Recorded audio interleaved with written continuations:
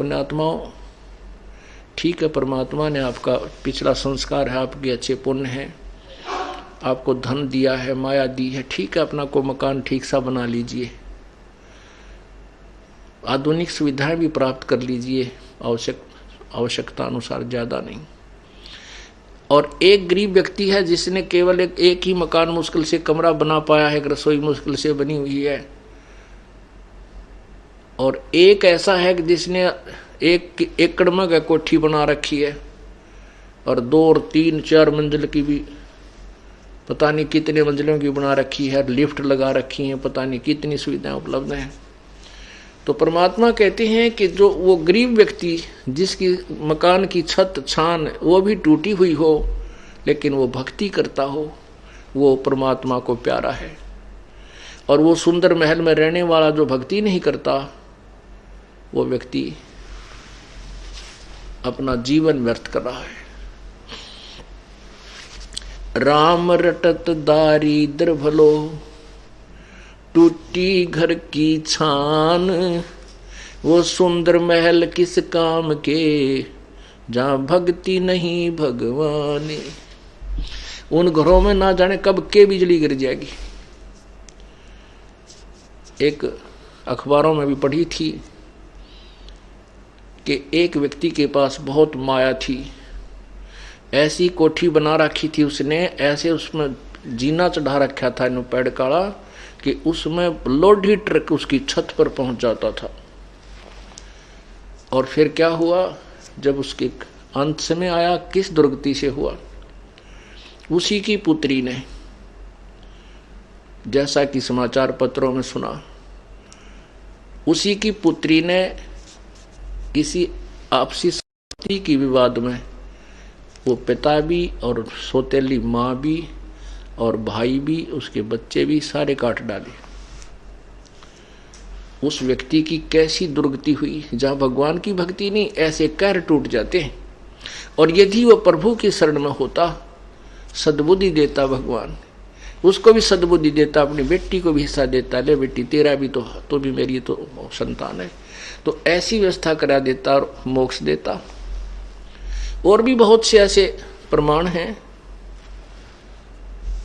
बड़े बड़े जो सेठ थे, वो अपने ही हेलीकॉप्टर के अंदर क्रैश हो जाने से और वहाँ हार्ड खिंड गए। परमात्मा इन सब बातों को याद दिलाते हैं। ये नहीं कि हम ना मरेंगे या आप नहीं मरोगे, मरना सभी ने है, लेकिन जो भक्ति करके नहीं करता वो खाली जाता है सच्चे दरबार में, फिर उसका काला मुंह किया जाता है और 83 लाख योनियों में ठोक दिया जाता है। फिर परमात्मा हमें याद दिलाते हैं, राम रटत कन्या भली, साकट भलो न पूत, जैसे छेरी के गल में गलथना, जिसमें दूध न मूते। परमात्मा, जैसे हमारे समाज में एक विशेष पहले से कुछ ऐसी धारणा बनी हुई है कि हम पुत्र को महत्व ज़्यादा देते हैं और बेटियों को कम देते थे। अब तो बहुत परिवर्तन हो चुका है। वर्तमान में तो ऐसा विशेष नहीं रहा है। फिर भी जो भोले भाले हैं वो एकाधा वैसे किसी उलझन में उलझा हुआ नहीं, पहले बहुत ज़्यादा था ऐसा। तो उस समय परमात्मा कह रहे हैं कि भाई राम रटत कन्या भली, बेटी बहुत अच्छी हमें, वो बेटी अच्छी है जो भक्ति करती है, और वो साकट पुत्र, वो पुत्र भी जो साकट हो वो हमें कति आवश्यकता नहीं। साकट एक तो नास्तिक होता है, नास्तिक वो होता है स्वयं भक्ति नहीं करता पर और किसी को बाधा नहीं करता। साकट वो होता है स्वयं भी भक्ति नहीं करे और कोई जैसे उससे संबंधित और उसके अंतर्गत उसके प्रेशर में जितने व्यक्ति हों उन्हें भक्ति ना करने दे, स्वयं भी नहीं करे और उनको भी किसी न किसी कारण से परेशान रखे ताकि वो भक्ति ना कर सके। उसको साकट कहते हैं, साकट संत लैंग्वेज में। तो क्या बताते हैं कि राम रटत कन्या भली और साकट बलाना पूत, जैसे बकरी के गल में गलथना, बकरी के गल में एक थन जैसी खालड़ा लटका करता है गले में, सतन थन जैसा ही होता है, लेकिन वो किसी यूज में नहीं आता, ना उसमें दूध होता, ना वो पेशाब के काम आता।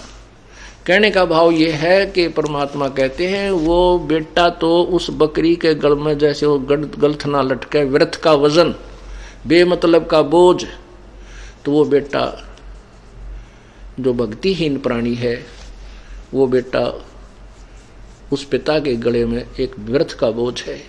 और वो बेटी अच्छी है जो भगवान के चरणों में लगी हुई है। अब जो बेटी भगवान के चरणों में लगी है और परमात्मा की भक्ति कर रही है, उसका विवाह होगा, उसका जीवन सफर होगा, प्रारंभ होगा। परमात्मा अपनी बेटी के लिए आगे से आगे उसके दुखों का निवारण करेगा और माता पिता चैन से अपनी भक्ति कर लेंगे। तो कहते हैं वो माता पिता के लिए बोझ नहीं बनेगी वो बेटी जो भक्ति करती है, और जो साकट बेटा भक्ति नहीं करता वो तो एक सिर दर्द है, वो वजन है जैसे बकरी के गल में गलथना जिसमें दूध न मूत, अर्थात यूजलेस। परमात्मा कहते हैं बेटा जाया खुशी हुई बहुत बजाए थाल, ये तो आना जाना लगा हुआ है ज्यों कीड़ी का नाल।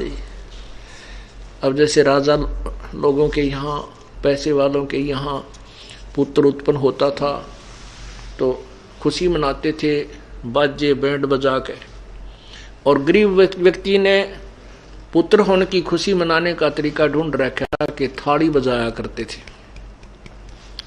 ये थाल पीटा करते। तो जहाँ भी कहीं आसपास थाली की बजने की आवाज़ आती तो आसपास गौहंड के व्यक्ति समझ जाया करते कि उनके घर में बच्चा होने वाला था, तो उनको लड़का उत्पन्न हुआ है। ये थाली बजाना लड़का उत्पन्न होने की पहचान होती थी। तो परमात्मा कहते हैं बेटा जाया खुशी हुई बहुत बजाए थाल, ये तो आना जाना लगा हुआ है ज्यों कीड़ी का नाड़े। 1 लाख जा रहे हैं, 1.25 लाख जन्म लेने के लिए आ रहे हैं, 1 लाख मर के जा रहे हैं, 1.25 लाख जन्म उत्पत्ति के लिए भाग्य आ रहे हैं, अलग अलग माताओं के गर्भ में प्रवेश कर रहे हैं। अब परमात्मा याद दिलाते हैं झूठे सुख को सुख कहे मान रहा मन मोदे, ये सकल चबीना काल का कुछ मुख में कुछ गोदे।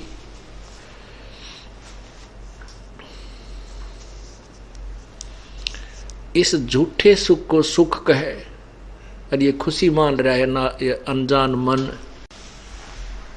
ये तो सकल चबीना, चबीना माने आहार, ये सकल चबीना काल का कुछ मुख में कुछ गोद। 1 लाख तो मुख में जा लिए आज, और बाकी जो बचे हुए इनको गोदी में, गोदी मीन उनको पाल पोस रहा है, उनको खिला रहा है, प्रसन्न कर रहा है, और फिर समय आने पर उनको भी खा जाएगा।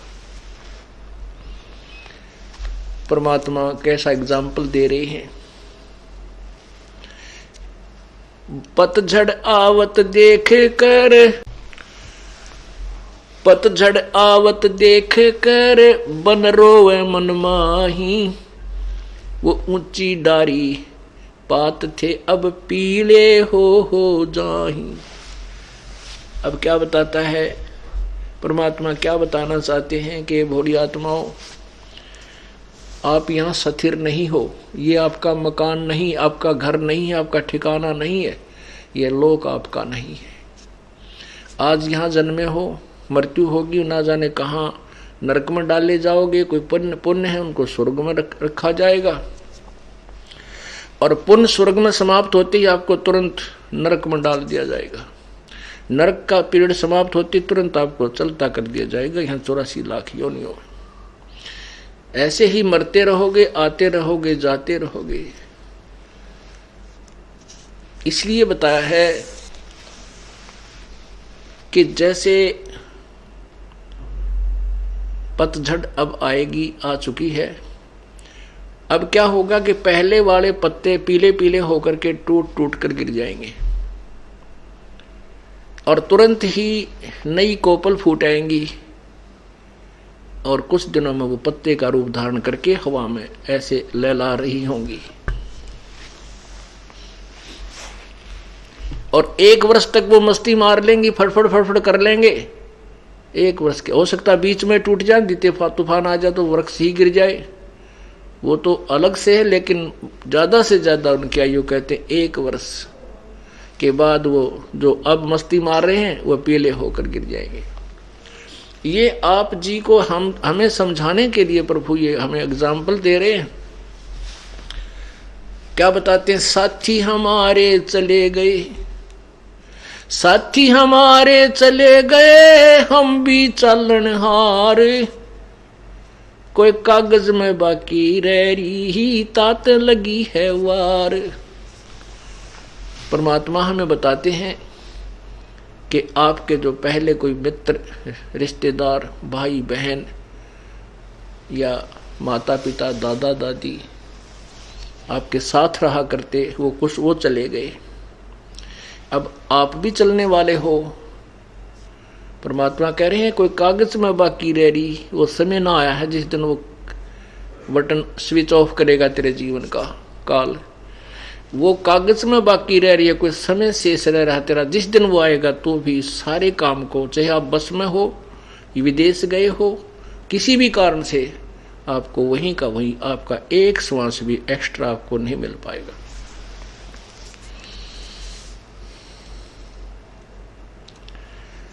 इसलिए प्रभु को मत भूल। हम यदि परमात्मा के चरणों में लगे रहेंगे, उस परमेश्वर की शरण में सच्चे मंत्र का सच्चे ढंग से लगे रहेंगे, जाप करते रहेंगे, तो एक तो ऐसे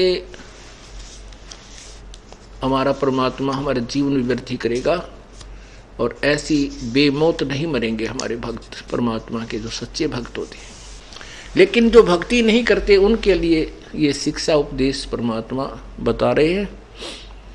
तो क्या कहते हैं? साथी हमारे चले गए, हम भी चालनहार, कोई कागज में बाकी रह रही, तात लगी है वार। फिर देर को नहीं, जब ये शरीर छूट जाए, प्राण निकल जाएंगे, ये खोखा पड़ा रह जाएगा, कुल के लोग तुरंत इकट्ठे हो जाएंगे और यूं कहेंगे भाई जल्दी ठाओ, जल्दी ठाओ, जल्दी करो। और कोई लकड़ी ढोने लग जाएगा, कोई कुछ व्यवस्था करने लग जाएगा, और जिसका वो मृत्यु होती है घर में, वो बेचारे बुरा हाल रो रो कर टक्कर मारने लग जाएंगे। तो परमात्मा कहते हैं यहाँ फिर कति देर नहीं है, इतने देर है, इतने तेरी या स्विच ऑफ ना होता या मृत्यु ना आती तेरी। फिर क्या बताते हैं? आगे गए ना बावड़े, जो पहले चले गए वो तो तूने देखे नहीं, आगे तेरे पास नहीं आएंगे, नहीं आए। और रहते भी सब जाही, बिन साहिब की बंदगी की ठोर ठिकाना नहीं। पहले चले गए वो तो वापस नहीं आए, आपको वो जो के तुम उसी स्वरूप में नहीं मिले। वो वैसे तो आते रहेंगे 84 लाख योनियों में। पहले गए ना बावड़े, रहते भी सब जाही, बिन साहेब की बंदगी की ठोर ठिकाना नहीं। कबीर परमेश्वर की भक्ति बिना जीव की कहीं भी ठिकाना नहीं है। अब यहाँ मनुष्य जीवन में चाहे राजा बना है, मृत्यु जिस दिन समय आएगा वो राजा जो का तो हार्ट अटैक से या किसी अन्य कारणों से तुरंत मृत्यु को प्राप्त हो जाएगा। उसके बाद फिर नरक जाएगा या स्वर्ग जाएगा, जैसे उसके पुण्य होंगे तो वहाँ स्वर्ग गया, स्वर्ग में समय पूरा होती, ऐसे ही चलाचली कर देंगे। चलो फिर नरक में फिर 84 लाख योनियों, कुत्ते की जुनी पाई, कुत्ता मृत्यु हो गया, फिर गधे की पाई, गधे में मृत्यु हुआ, आगे फिर और अन्य प्राणियों में। कहती हैं किते ठिकाना कौन। आज कोठी बनाई है, एक व्यक्ति एक शहर में बहुत बड़ी कोठी बनाई उसने, मेन रोड के ऊपर, और उसमें एक मार्केट टाइप बिल्डिंग बनाई जिसमें सैकड़ों दुकान बनाई, और बना रहा था वो सैकड़ों दुकान। और उसका उद्देश्य था कि ये कम से कम भी 2-4 लाख रुपए डेली का मुझे लाभ देगी, इतना पैसा मेरे जो है ना कमाऊंगा। वो क्या कर रहा था कि आधी बिल्डिंग बन चुकी थी, आधी शेष थी, वहाँ मजदूर जो काम करते थे उनको पैसे दे करके वहीं पटड़ा गाल कर स्नान करने लग गया। गर्मियों के दिन थे, स्नान करके अपना जो है ना तैमंद धोती बांधी थी और बांधते ही हार्ट अटैक हो गया, वहीं का वहीं लुट गया। वो मजदूर वहीं पर अपने कुछ नोट नाट गिनती कर रहे थे, वहीं बैठे थे, कुछ चले गए थे। 1 सेकंड में मृत्यु होगी और वो उसकी प्लान नो की नो रहेगी। तो परमात्मा हमें याद दिलाते हैं,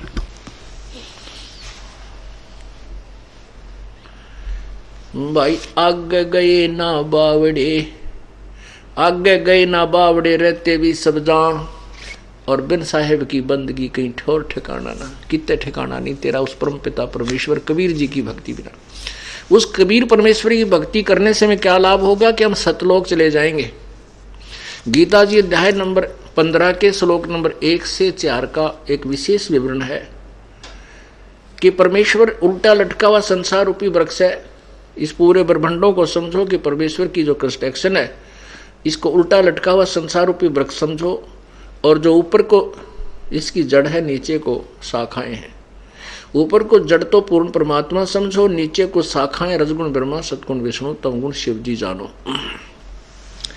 और जो संत इस संसार रूपी वृक्ष की सर्व शाखाओं के बारे में, सभी पार्ट्स ऑफ द ट्री, उस वृक्ष के सभी भागों को बता देगा कि तना क्या है, डार कौन भगवान है और शाखा कौन है, पात क्या है, वो तत्वदर्शी संत है, स वेद विद। तो फिर कहा, जैसे गीता जी अध्याय नंबर 4 के श्लोक 34 में कहा है कि उस तत्व ज्ञान को जो पूर्ण परमात्मा ने स्वयं आकर वर्णन किया है। गीता जी अध्याय नंबर 4 के श्लोक नंबर 32 में कहा है कि जैसा कि मैंने तुझे बताया है अर्जुन, अध्याय नंबर 4 के 25 से लेकर और 31 तक, कि कोई तो भगवान की ऐसी साधना करता है, कोई देवताओं की, अन्य देवताओं को पूजता है, कोई पितरों को पूजता है, कोई हठ योग करता है, कोई खड़ा होकर, कोई केवल प्राण अपान की वायु का अभ्यास करके, कोई अपनी ये प्राणायाम करके, इन्हीं को मोक्षदायक मानकर कर रहा है।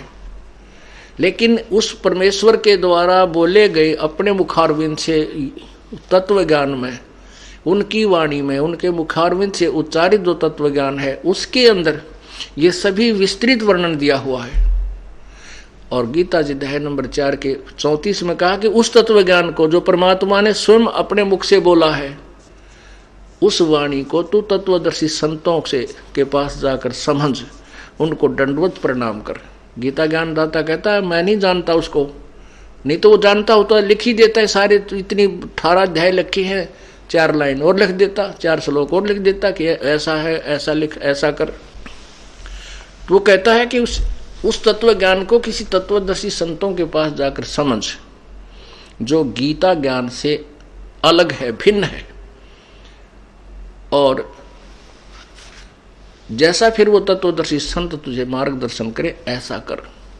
उस फिर बताया गीता जी अध्याय नंबर 1 में लिखा कि वो तत्वदर्शी संत की पहचान क्या होगी, इस उल्टे लटके संसार रूपी वृक्ष को वो भिन्न भिन्न पार्ट सहित बताएगा। अब फिर देखिएगा, क्योंकि पवित्र सदग्रंथों को पढ़ने से, सुनने से ज्ञान यज्ञ का फल मिलता है। और गीता जी अध्याय नंबर 4 के श्लोक नंबर 33 में कहा है कि दर्व यज्ञ से ज्ञान यज्ञ श्रेष्ठ है। तो ये ज्ञान यज्ञ जब हमारे समझ में आ जाएगी, तत्व ज्ञान समझ में आ जाएगा, फिर हम भ्रमित नहीं हो सकते। इसलिए हमने इस तत्व ज्ञान को रह रहकर सुनना और पढ़ना होगा, ताकि हमारा जो भ्रम अंधेरा है वह पूर्ण रूप से नष्ट हो जाए।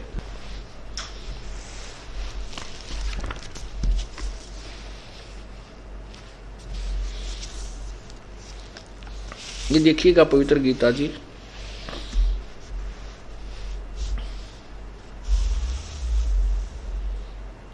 जयदयाल गोविंद का द्वारा इसका अनुवाद है, गीता प्रेस गोरखपुर से प्रकाशित है।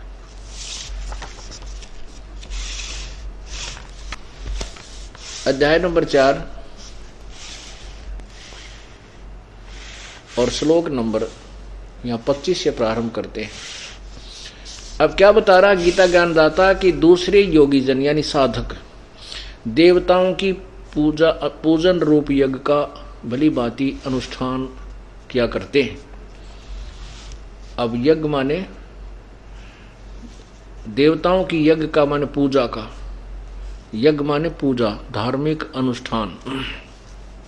कुछ तो देवताओं की पूजा क्या करते हैं, अन्य योगी जन ब्रह्मग्नौ परब्रह्म परमात्मा रूप अग्नि में, ब्रह्मग्नौ का अर्थ होता है परमात्मा के वियोग रूपी अग्नि में, इसका अर्थ ही होता है यज्ञ के द्वारा, यानी विरह को ही ज्ञान भक्ति मानते, आत्म रूप यज्ञ का हवन किया करते हैं। और 26 में कहा है कि अन्य योगीजन श्रोत्र आदि समस्त इंद्रियों को संयम रूप अग्नि में हवन किया करते हैं, दूसरे शब्द आदि समस्त विषयों को इंद्रिय रूप अग्नि में हवन किया करते हैं। अब ये क्या बताया जा रहा है, गीता ज्ञानदाता कह रहा है कि कोई तो अन्य देवताओं की पूजा करते हैं, कोई केवल एक वियोग वैराग में गाते बजाते, या जैसे आपने पढ़ा होगा, कभी सुनाते हैं हम कई बार, कि जैसे ऋषभ देव जी को इतना वैराग हो गया, वो उस वैराग में जंगल में घूम रहा था, इतना उस विरह अग्नि में, परमात्मा के पाने की विरह अग्नि में। तो कहते हैं उस वन में आग लग गई, बांसों के आपस में रगड़ा खाने से दावा न लग जाती है, वो पूरा जंगल जल गया और ऋषभ देव जी भी जल के नष्ट हो गए। तो यहाँ इसमें यही बताया कि कुछ तो ब्रह्म अग्नि में, ब्रह्म अग्नि का अर्थ भगवान के पाने रूपी वियोग की एक तरफ में, वो उसी में भ्रमते भटकते रहते हैं, उसी को मोक्ष मानते हैं, उसी को मोक्ष का मार्ग मानते हैं। और कुछ अपने इंद्रियों को हठ योग से रोकने की चेष्टा करते हैं, कुछ देवताओं की पूजा करते हैं, कोई किसी प्रकार से। आगे देखना फिर आप 26 आपने पढ़ लिया, अब 27 देखो। दूसरे योग, हाँ ये आपने पढ़ लिया। हाँ, दूसरे योगीजन इंद्रियों की संपूर्ण क्रियाओं को और प्राणों की समस्त क्रियाओं को, प्राण माने श्वासों की, ज्ञान से प्रकाशित आत्म संयम योग रूप अग्नि में हवन किया करते हैं। अब इसका क्या अर्थ बताते हैं कि जैसे कुछ तो अपनी इंद्रियों को हठ योग से रोकने की में ही अपना मोक्ष मानते हैं। जैसे राजा जनक के पास जैसे सुखदेव ऋषि जी थे, उन्होंने अपने इंद्रियों को, कर्म इंद्रियों को, ज्ञान इंद्रियों को जीतने की चेष्टा कर ली थी कि मैंने अपनी इंद्रियों पर काबू पा लिया, और उसी से वो मोक्ष मान रहा था। तो राजा जनक के पास जब वो गए उनसे उपदेश लेने के लिए, तब राजा जनक ने कहा था कि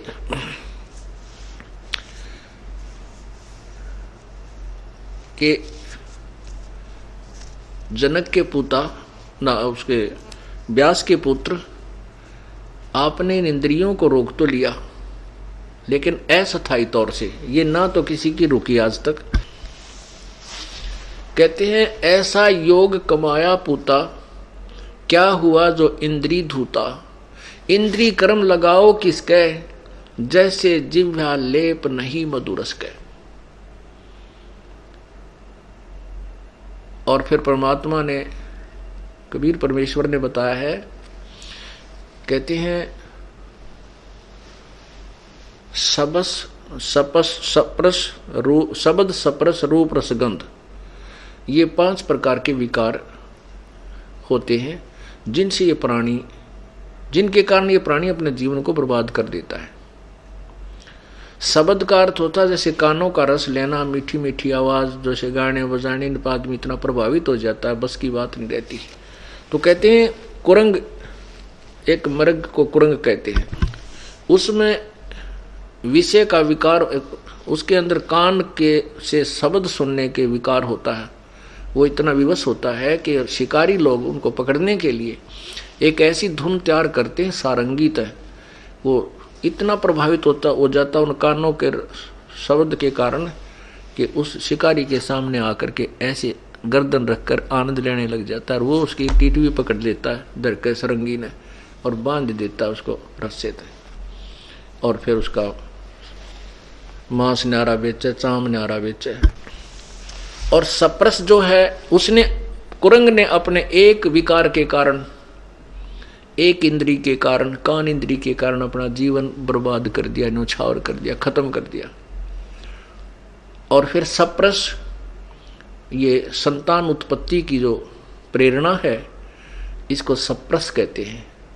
हाथी पकड़ने वाले क्या करते हैं, एक हथनी को ट्रेंड कर लेते हैं और एक गड्ढा खोद लेते हैं लंबा चौड़ा, उसके ऊपर एक लकड़ों की छत दे करके उसके ऊपर मिट्टी डाल करके लंबी चौड़ी, और उसके ऊपर फिर छोटा छोटा घास नया बिल्कुल ताज़ा उसमें ऐसे लगा देते हैं, जैसे ऐसा लगता है कि ये बिल्कुल घास उगा हुआ है। उस हथनी को भेज देते हैं उन हाथियों के झुंड में, वो ट्रेंड होती है और वो जाकर के उन हाथियों को सप्रस करती है, उनको प्रेरणा करती है, उनके अंदर रजोगुण उत्पन्न कर देती है। और फिर वो उसके साथ भागने की चेष्टा कर, जब वो कोशिश करते हैं तो वह भाग लेती है। पीछे पीछे हाथी उसके पीछे पीछे 4, 5, 6 का झुंड लग लेता है। वो ट्रेंड होती है, सीधी भागी आती है। वो जो हाथी पकड़ने वाले वृक्षों की ओट में खड़े हो जाते हैं, आड़ में। वो हथनी एक बार तो सीधी भागी आती है, हाथी उसके पीछे पीछे भाग रहे होते हैं, वो एकदम साइड काट के और फिर ऐसे ऐसे घूमकर नो भाग लेती है, ऐसे फिर सीधी भाग लेती है। हाथी फिर सीधे ही भागे आ जाते हैं, वो अंधे हो जाते हैं, नहीं देखते आगे क्या है, नहीं तो हाथी सूंघ सूंघ के कदम रखता है, तो एकदम वो उन गड्ढे में आकर गिर जाते हैं जो वो लकड़ी से छत दे रखी थी, और वहाँ रो चंगाड़ मारा, बुरा हाल करे। फिर उसके अंदर उसको हाथी पकड़ने वाले फिर ऊपर से उनका भाले ठोक के खूब उनको नचा के कुदा के भूखे रख के, जो वो कति ऐसे हो जाते हैं तब उनको पकड़ के बाहर और नगर नगर गांव गांव में उनकी दुर्गति करते हैं, उनसे फिर भीख मांगते हैं उनके ऊपर बैठ के। एक सप्रस के कारण, एक रजोगुण के कारण, सप्रस जो एक इंद्री का रस के कारण, उसने प्रजनन इंद्री के कारण के रस उसके कारण उसने अपना जीवन खो दिया। रूप, ये जो पतंग होते हैं, छोटे छोटे जो पतंगे, छोटे छोटे जीव होते हैं, ये दीपक के ऊपर या हाइलोजन जल रही है उसके ऊपर ऐसे भागकर चिपक जाते हैं, उनके बस की बात नहीं, वो रूप के ऊपर आसक्त होते हैं और उससे वो जल करके नष्ट हो जाते हैं। रस, जीव के स्वाद, जिह्वा इंद्री के कारण एक मछली जो अपना जीवन बर्बाद कर देती है, क्योंकि मछली पकड़ने वाले एक कांटे में लोहे के घुंडी वाला तार होता है, उसके अंदर एक मांस का टुकड़ा फंसा के और एक धागे से वो कुंडा बांध कर कांटा और जल में डाल देते हैं, और वो मछली भाग कर उसको पकड़ लेती है। पकड़ते ही वो कांटा उसके हलक में गड़ गया, अंदर जो है ना उसके मुख के अंदर फंस जाता है, और वो झटका देते हैं और ज़्यादा गड़ जाता है, बाहर पटक मारे, और वो मछली ने उस एक अपने जिह्वा स्वाद के लिए इंद्री के कारण अपना जीवन खो दिया। सुगंध, गंध, भंवरा एक होता है, भंवरा एक आपने देखा होगा, काला सा बूंद सा उड़ता हुआ चला करे, उस भंवरे के अंदर नाक इंद्री जो है, नासा इंद्री, ये प्रभावित होती है। इसके कारण वो फूल पर बैठ जाता, सुगंध लेने में इतना मस्त हो जाता है, रात्रि में फूल बंद हो जाता है और उसी में अपना जान बर्बाद, वो मर जाता है, लेकिन उठ नहीं सकता। तो यहाँ परमात्मा ये बताना चाहते हैं, कुछ तो दूसरे योगीजन संपूर्ण इंद्रियों की क्रियाओं को, प्राणों की समस्त क्रियाओं को ज्ञान से प्रकाशित आत्म संयम रूप अग्नि में हवन किया करते हैं।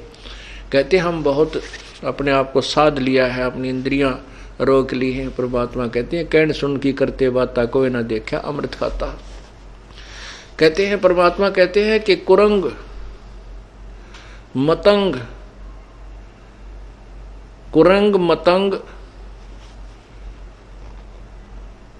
सरंग और भरंगा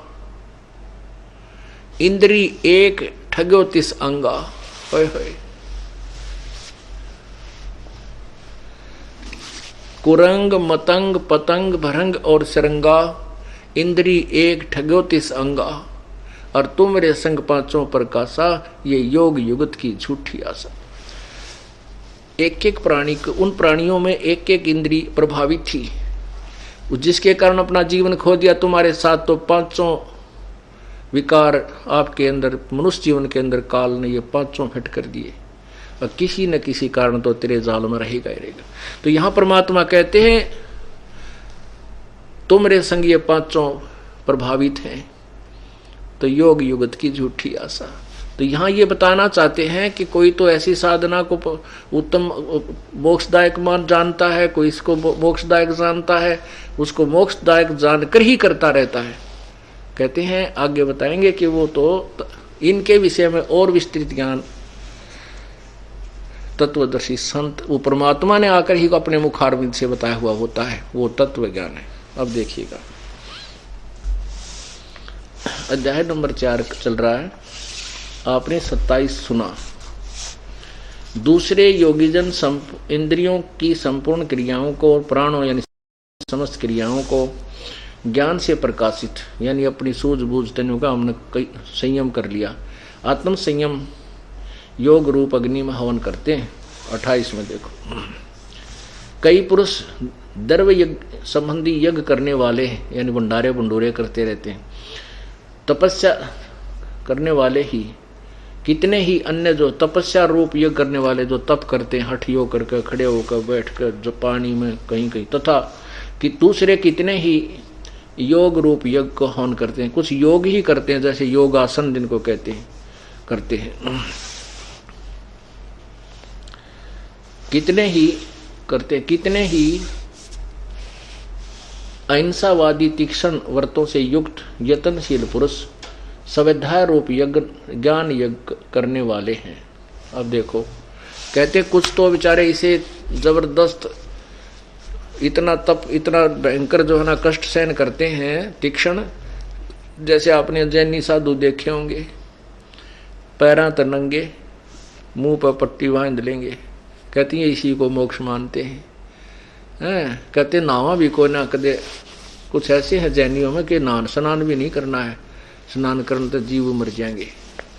अरे तेरा बोला पैदल चालो फिर कितना मार दो तुम, मतलब अब बिना ज्ञान के, बगैर तत्व ज्ञान के ऐसे कहते हैं। सभी अपनी अपनी साधनाएं ऐसी ऐसी कर रहे हैं। कुछ स्वाध्याय, जैसे किसी ने बता रखा गीता जी का एक पाठ डेली कर लिया करो, एक अध्याय, ओहो बेड़ा पार हो जाए। कहते इस स्वाध्याय से ही कोई मोक्ष मानते हैं? नहीं। अब कहते इस सारे तत्व, इस सभी के विषय में तत्व ज्ञान से निर्णय होगा। वो परमात्मा ने स्वयं अपने मुखारविंद से बोला हुआ है। ये इसका ये इस पवित्र गीता जी के ज्ञान को हमने इस तरीके से समझना है, जो इसका वास्तविक लाभ हमें मिलेगा। अब देखना अध्याय नंबर 4 का आपने ये 28 तक सुन लिया। अब 29, 30। दूसरे कितने ही योगीजन अपान वायु में प्राण वायु को हवन करते हैं, वैसे ही अन्य योगीजन प्राण वायु में अपान वायु को हवन करते हैं। अन्य कितने ही नियमित आहार, यानी कुछ कम आहार करने वाले प्राणायाम प्रायण पुरुष प्राण और अपान की गति को रोककर प्राणों को प्राणों में ही हवन किया करते हैं। ये सभी साधक यज्ञों द्वारा पापों का नाश करने वाले यज्ञ को जानने वाले हैं। इसका वास्तविक अर्थ ये है कि ये जो साधना कर रहे हैं ना, जैसी भी, वो सभी इन सभी अपनी क्रियाओं को पाप नाशक ही मानकर करते हैं कि हम अपनी क्योंकि पाप नाश होए बिना कल्याण नहीं हो सकता।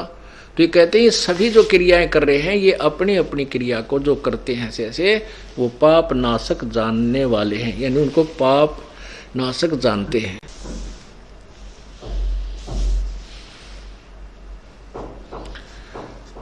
अब आपने 29-30 में क्या पढ़ा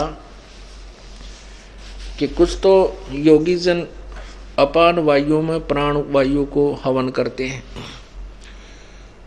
कुछ आपने देखा होगा योग अभ्यास यानी प्राणायाम अभ्यास से श्वास को इतना सूक्ष्म कर लेते हैं और उसी से कहते हैं हम मोक्ष हो जाता है। काफी समय तक प्राण रोकने का अभ्यास कर लेते हैं और कहते हैं बस इसी से ये मोक्ष हमारा तप बन रहा है, साधना बन रही है। कहते हैं नहीं, परमात्मा कहते ऐसा नहीं।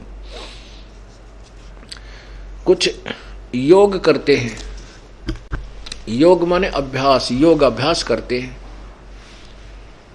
उसी से अपना कल्याण मानते हैं और कितने ही नियमित आहार करके और कुछ प्राण अपान की वायु को गति को रोक कर यानी जो अपना सांस रोक लेते हैं।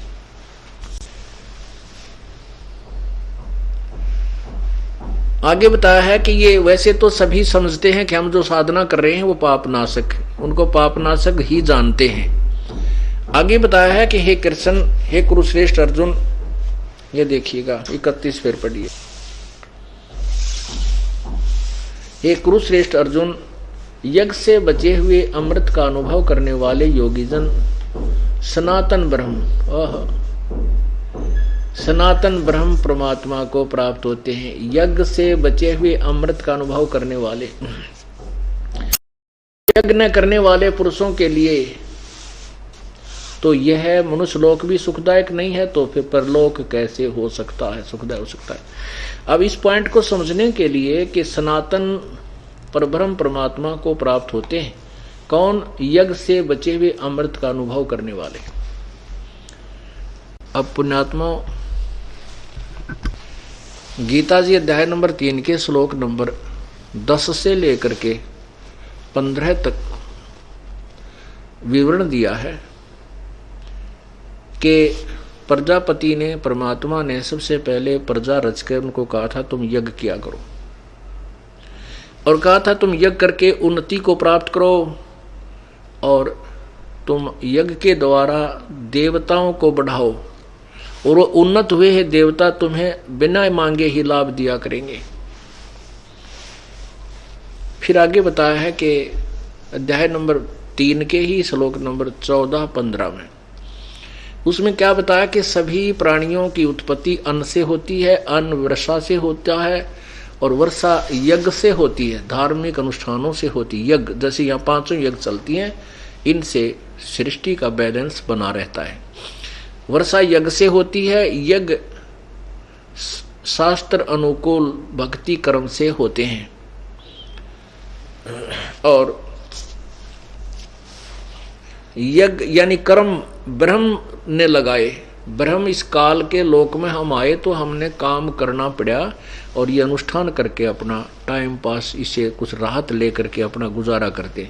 लेकिन हम सतलोक में चले जाते हैं, वह नैस कर्म में हमें सिद्धि प्राप्त हो जाती है, वहाँ काम नहीं करना होता। लेकिन यहाँ हम आए काल के लोक में तो हमारे कर्म लगे, ये कर्म लगाए काल ने, ब्रह्म ने, और इस काल ब्रह्म की उत्पत्ति हुई उस परम अक्षर ब्रह्म से, यानी अक्षर ब्रह्म से, परम अक्षर ब्रह्म से, पूर्ण परमात्मा से। और वो पूर्ण परमात्मा सर्वगतम ब्रह्म, वो पूर्ण परमात्मा सर्वव्यापक वासुदेव पूर्ण परमात्मा ही यज्ञों में प्रतिष्ठित है। यज्ञों में, यानी उस पूर्ण परमात्मा को इष्ट मानकर जो साधना करते हैं वो उसको प्रतिष्ठित रख करके कि कबीर परमेश्वर पूर्ण परमात्मा के प्रति को इष्ट मानकर, तो फिर उससे जो लाभ होता है वो सभी वो पूर्ण लाभ प्राप्त होता है, वो वास्तविक यज्ञ है। अब देखना, अब गीता जी अध्याय नंबर 4 के श्लोक नंबर 31 में कहा कि यज्ञ से बचे हुए अमृत का जो अनुभव करते हैं। अब तीसरे अध्याय का आप देखिएगा, ये 3 श्लोक आपको 4-5 श्लोक पढ़ाएंगे, क्योंकि तीसरे से कंटिन्यू आ रहा है ये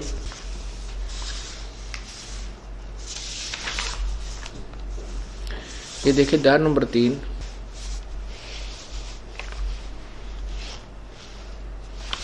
और यहां से 10 नंबर श्लोक से शुरू करते हैं। प्रजापति ब्रह्मा ने कल्प के आदि में यज्ञ सहित प्रजाओं को रचकर उनसे कहा था, तुम लोग इस यज्ञ के द्वारा वृद्धि को प्राप्त हो, यह यज्ञ तुम लोगों को इच्छित भोग प्रदान करने वाला हो। अब 11वें में कहा है कि इस यज्ञ के द्वारा देवताओं को उन्नत करो और वो देवता तुम लोगों को उन्नत करें। इस प्रकार निस्वार्थ भाव से एक दूसरे को उन्नत करते हुए तुम लोग परम कल्याण को प्राप्त हो जाओगे। आगे 12 में कहा है कि यज्ञ के द्वारा बढ़ाए हुए देवता तुम लोगों को बिना मांगे ही इच्छित भोग निश्चय ही देते रहेंगे। इस प्रकार उन देवताओं द्वारा दिए हुए भोगों को जो पुरुष उनके बिना दिए स्वयं ही भोगता वो तो चोर ही है। 13 में स्पष्ट किया है, जो दास आपको बताना चाहता है कि यज्ञ से बचे हुए अन्न को खाने वाले श्रेष्ठ पुरुष सब पापों से मुक्त हो जाते हैं। जो पापी लोग अपने शरीर पोषण करने के लिए ही अन्न पकाते हैं वे तो पाप को ही खाते हैं। अब देखो 14 और 15 में स्पष्ट किया है कि संपूर्ण प्राणी अन्न से उत्पन्न होते हैं। अन्न की उत्पत्ति वृष्टि से होती है, यानी वर्षा से, वृष्टि यज्ञ से होती है और यज्ञ विहित कर्मों से, यज्ञ विहित कर्मों से उत्पन्न होते हैं।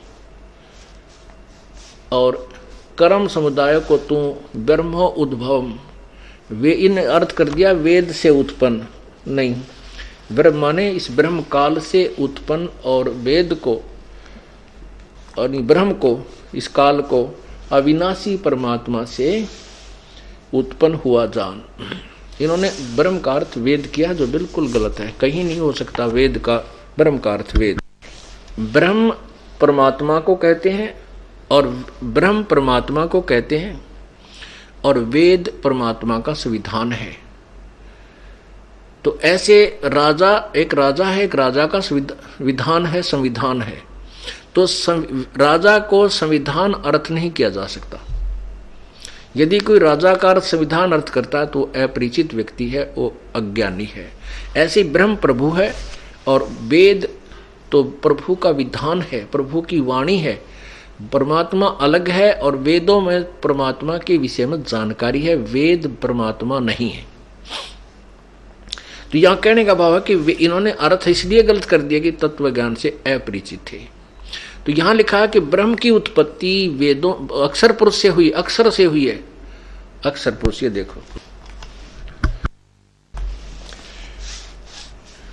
कर्म समुदाय को तू यहां करो वेद से, ब्रह्म से उत्पन्न, यानी क्योंकि काल के लोक में आए तुमने कर्म करके खाना पड़ा। सतलोक में कोई कर्म से नहीं बल्कि परमात्मा की तरफ से हमें सब वस्तु मिलती है। तो ब्रह्म की उत्पत्ति, ब्रह्म यहां ब्रह्म लिखना था, काल अविनाशी परमात्मा से, अक्षर सम उद्भवम, अविनाशी परमात्मा से उत्पन्न हुआ जान। इससे सिद्ध होता है कि सर्वव्यापी सर्वगतम ब्रह्म, सर्वव्यापी परम अक्षर परमात्मा सदा ही यज्ञों में प्रतिष्ठित है। ये परम अक्षर परमात्मा, यानी परम अक्षर ब्रह्म कहो, परमात्मा को परम अक्षर ब्रह्म ही यज्ञों में प्रतिष्ठित है। क्या मतलब हुआ कि जो अब ये समझना, इसको समझने के लिए आपको बार बार ये क्लास समझाया जाएगा आप स्टूडेंट हैं, आप परमात्मा के प्राप्ति वाले विद्यालय, स्कूल, कॉलेज के यानी विश्वविद्यालय के विद्यार्थी हो। आपको रह कर ये चैप्टर रह कर ये क्लियर करना पड़ेगा दास को, कि ताकि आप स्वयं तो भक्ति करोगे ही और साथ में अन्य भोली आत्माओं को भी समझा करके इस दास के पास ला करके उनका कल्याण करवाओगे, इस स्कूल में उनको भी प्रवेश दिलवाओगे।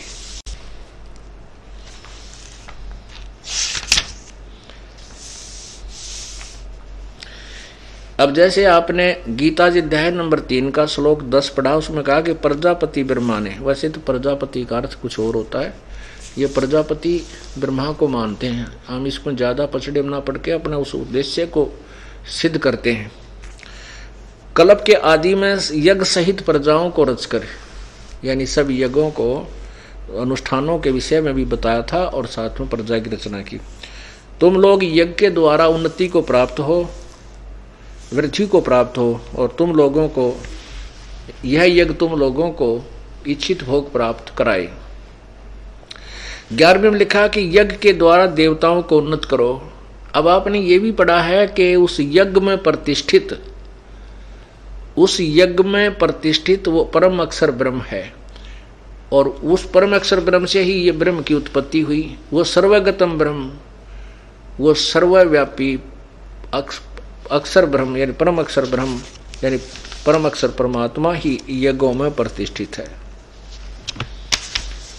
अब यहां देखिएगा कि जैसे हमने एक भक्ति रूपी पौधा लगाना है, तो ये है पूर्ण परमात्मा रूपी मूल। जैसा हमने प्रारंभ किया था, इसको कहां से हमने प्रारंभ किया था? 15वें गीता जी अध्याय नंबर 15 के श्लोक नंबर 1 से 4। हम इसको समझाना के लिए आपको विस्तृत विवरण बता रहे हैं कि ये एक उल्टा लटका संसार रूपी वृक्ष है, जो जमीन से बाहर दिखाई देता, उसको हम पेड़ बोलते हैं, वृक्ष कहते हैं। और इसका ये तना मोटा तना कहलाता है, ये हिस्सा, ये पार्ट जो है ये मोटी डार कहलाती है, फिर आगे शाखाएं कहलाई जाती हैं, ये पत्ते हैं। तो इसमें बताया गीता जी अध्याय नंबर 1 में कहा कि ऊर्ध्व मूलम अधः शाखम, ऊपर को मूल वाला और नीचे को शाखाओं वाला।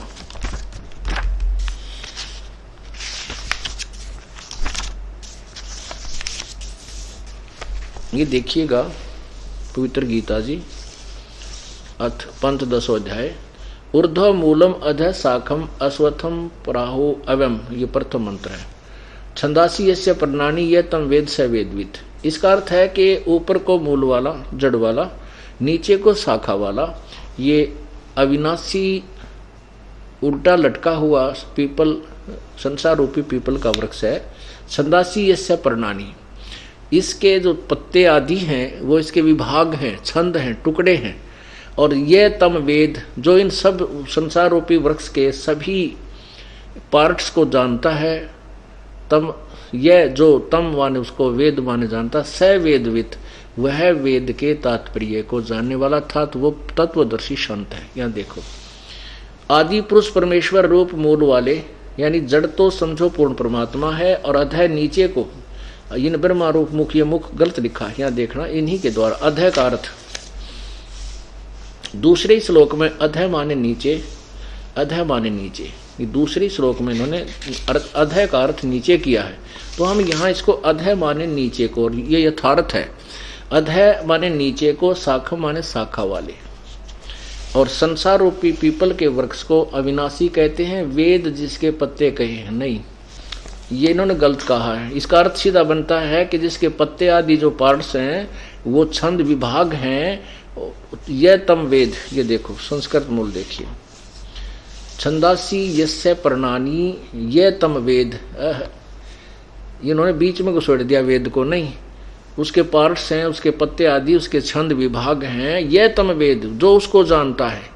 वेद माने जानना होता है। ये स वेदवित, वह वेद के तात्पर्य को जानने वाला है, वो तत्व ज्ञान से परिचित है। इसका ये अर्थ बनता है।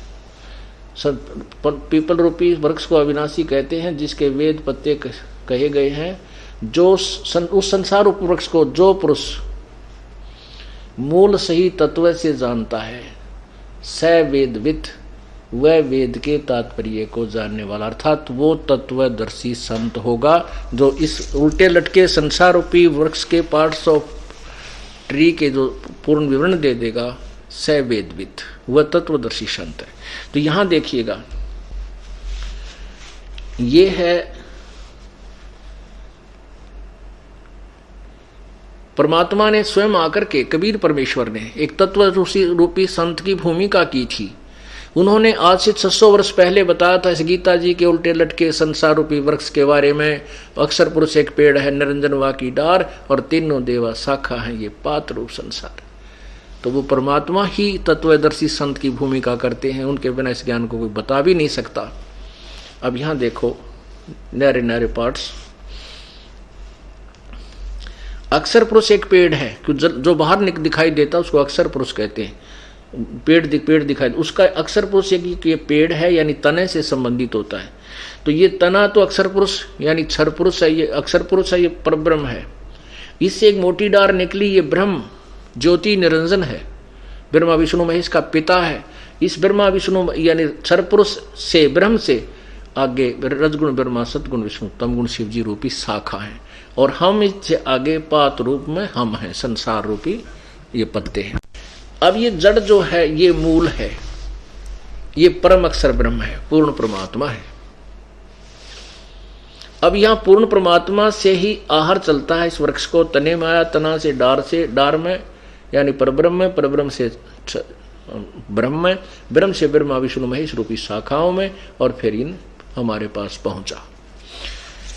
अब हमने ये समझना है, जैसे इसमें बताया है कि तुम देवताओं को उन्नत करो और वो बढ़े हुए देवता तुम्हें उन्नत करे, और साथ में ये भी कहा कि उस परम सर्वगतम ब्रह्म को यज्ञों में प्रतिष्ठित है, उसी की पूजा करोगे तो तुम्हारे शुभ संस्कार बनेंगे, तुम्हें यथार्थ भक्ति लाभ मिलेगा। वो संस्कार बन के ब्रह्मा विष्णु महेश के पास तुम्हारे अकाउंट में जमा होंगे, फिर ये ब्रह्मा विष्णु महेश तुम्हें वो शुभ संस्कार ही देंगे, अन्य कुछ नहीं दे सकते। तो हमने पूजा तो पूर्ण ब्रह्म की करनी होगी, उसके बताए अनुसार चलना होगा। उसके बाद जो संस्कार हमारे पुण्य बनेंगे जैसे भी यहाँ के, तो वो फिर ब्रह्मा विष्णु महेश के पास जाएंगे, वो आपको वर्क डन देंगे, किए हुए कर्म का फल ही देंगे। और वो कर्म कैसे बनेंगे? ये कर्म ऐसे बनेंगे। अब देखना, जैसे हम कोई भक्ति रूपी पौधा लगाना चाहते हैं, रोपना चाहते हैं, तो ये है प्रॉपर वे ऑफ प्लांटिंग, ये यथार्थ विधि है पौधा लगाने की।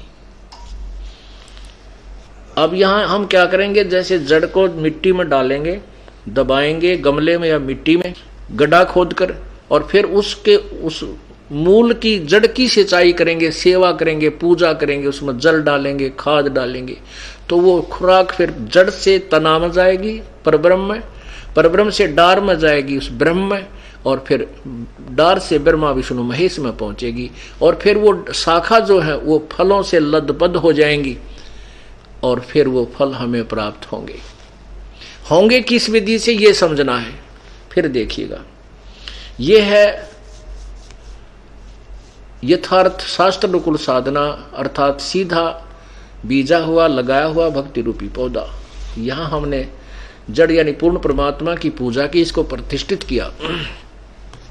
इससे आगे खुराक गई तना में, अक्षर पुरुष में अर्थात परब्रह्म में, फिर डार में, डार से इन तीनों देवता ब्रह्मा विष्णु महेश रूपी शाखाओं में, फिर इनका फल लगेंगे। और अब हम क्या कर रहे हैं, हम उल्टी साधना कर रहे हैं। हमने इस भक्ति रूपी पौधे को उल्टा बो रखा है। हमने टहनिया ब्रह्मा विष्णु महेश की तरह हमने पूजा करनी शुरू कर दी, जड़ को छोड़ दिया, हम भक्तिहीन होते जा रहे। अब हम ऐसे पूजा कर रहे हैं जो शास्त्र विधि रहित है, शास्त्र विरुद्ध साधना, अर्थात उल्टा बीजा हुआ लगाया हुआ भक्ति रूपी पौधा। तो यहां से पानी डाल रहे हैं, ये टहनियां गल गई और भक्ति रूपी पौधा हमारा सूख गया, हमें कोई लाभ नहीं हो रहा। अब हमने ना तो कोई छोड़ना है, हमने किसी, कहते हैं आपके गुरुजी तो ब्रह्मा विष्णु महेश की पूजा को मना करते हैं, और वो तो हमारे देवताओं को पूजा से मना करते हैं वहाँ जाना ठीक नहीं। नहीं, दास किसी को मना नहीं करता। हमारे ज्ञान को ना समझ कर जो भ्रमित लोग, भ्रमित करने वाले, जो अपनी दुकानें बचाने वाले, जो धर्म की आड़ में शोषण कर रहे हैं जनता का, वो लोग भ्रमित करते रहते। दास नहीं कहता कुछ छोड़ने को, इस पौधे को सीधा करने को कहता ताकि आपको सर्व लाभ मिले। अब आप ऐसे पूजा करें, अन्य देवताओं की पूजा करते हो, और दास कहता है कि ऐसे करो बस। तो ब्रह्मा विष्णु महेश को हम कहाँ छोड़ेंगे, क्योंकि फल तो इन्होंने देना हमारे को। इन टहनियों को तोड़ने को कोई कहेगा वो मूर्ख है, उसको कोई ज्ञान नहीं। ब्रह्मा विष्णु महेश को छोड़ने की कोई कहे तो नालायक व्यक्ति है। नहीं, हम कहते हैं भक्ति रूपी पौधा सीधा करो और फिर फल यहाँ लगेंगे। जब ये पेड़ होगा तो यज्ञों में प्रतिष्ठित पूर्ण परमात्मा है। अब यज्ञ से बचे हुए अन्न को, अब जैसे हमें परमात्मा ने पूर्व संस्कारवश जो धन दिया है उसमें से हम दान पुण्य नहीं करते, हम चोर हैं उस मालिक के। और परमात्मा कहते जिन हर की चोरी करी और गए राम गुण भूले, ते विदना बागुल किए अब रहे उर्द मुख झूले। बागुल पक्षी बना दिए जाते हैं, वो कहते हैं मुख से खाते हैं और मुख से ही टट्टी करते हैं। वो बागुल पक्षी उल्टे लटके रहते हैं, ऊपर को पंजों से और नीचे को मुंह रहता है उनका, विरान माटी होती है। अर्थात महादुखी प्राणी हो जाओगे जिन हर की चोरी करी और गए राम गुण भूल। परमात्मा की महिमा से जो अपरिचित होकर के और ये दान पुण्य करना त्याग दिया, उनकी दुर्गति होगी। अब यही ये कहना चाहते हैं अपनी पवित्र गीता जी कि जो व्यक्ति पर जो उन देवताओं के द्वारा दिए हुए, बड़े हुए देवता जो तुम्हें धन देते हैं, अर्थात जो तुम्हारे यथार्थ भक्ति मार्ग से जो तुम्हें धन मिला और उसमें से तुम आगे दान नहीं करते हो, तो तुम कहते हैं वो चोर हैं। और केवल अपने उदर पोषण के लिए नाना प्रकार के पकवान बनाकर खाता है, दान धर्म नहीं करता है, कहता वो पाप को ही खाता है। अब यज्ञ से बचे हुए, यज्ञ से बचे हुए अन्न को खाने वाले,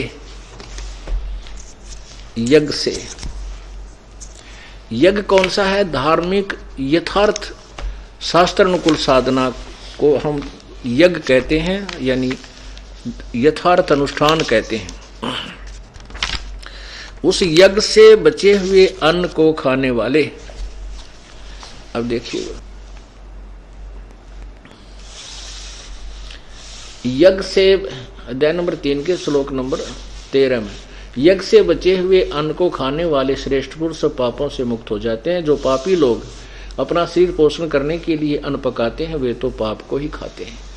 अब 14-15 में स्पष्ट किया है कि संपूर्ण प्राणी ये अन्न से उत्पन्न होते हैं। अन्न की उत्पत्ति वर्षा से, वर्षा यज्ञ से होती है, और यज्ञ शुभ कर्मों से, शास्त्र अनुकूल कर्मों से होने वाले हैं। और कर्म तो काल ब्रह्म के द्वारा उत्पन्न किए जान, और ब्रह्म काल की उत्पत्ति अविनाशी परमात्मा से उत्पन्न हुआ जान। और इससे सिद्ध होता है कि वह सर्वगतम ब्रह्म, सर्वव्यापी परमेश्वर, परम अक्षर परमात्मा सदा ही यज्ञों में प्रतिष्ठित है। अब यहाँ से प्रसंग उठा था, वहाँ गीता जी अध्याय नंबर 4 के श्लोक नंबर 31 में कहा कि यज्ञ से बचे हुए अन्न को खाने वाले श्रेष्ठ पुरुष पापों से बच जाते हैं।